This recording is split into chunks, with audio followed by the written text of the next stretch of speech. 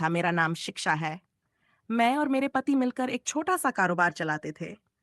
भगवान की कृपा से हमें किसी चीज की कमी नहीं थी, लेकिन एक कमी हमेशा दिल में चुभती थी। हमारी कोई संतान नहीं थी।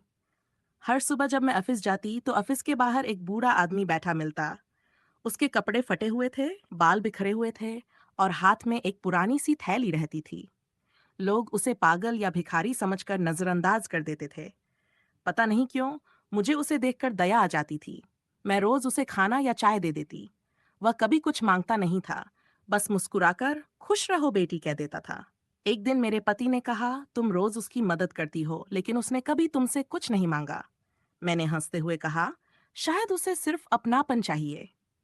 समय बीतता गया। बूढ़ा रोज आता और शाम होते ही चला जाता। फिर एक दिन वह नहीं आया। एक दिन, 2 दिन, पूरा हफ्ता बीत गया। मुझे उसकी चिंता होने लगी। तभी एक सुबह ऑफिस पहुंचते ही एक वकील मेरे पास आया।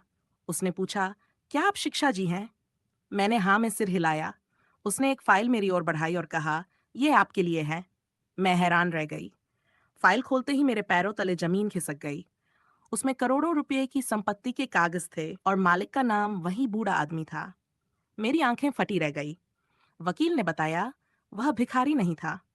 वह एक बहुत बड़ा उद्योगपति था। कई साल पहले उसके बेटे और बहू की एक दुर्घटना में मौत हो गई थी।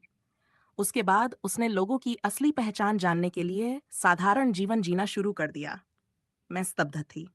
वकील ने आगे कहा, वह कहा करता था कि दुनिया में बहुत लोग अमीर हैं, लेकिन दिल से अमीर लोग बहुत कम हैं। आपने बिना किसी स्वार्थ के उसकी मदद की, इसलिए उसने अपनी आधी संपत्ति आपके नाम कर दी। मेरी आंखों से आंसू बहने लगे।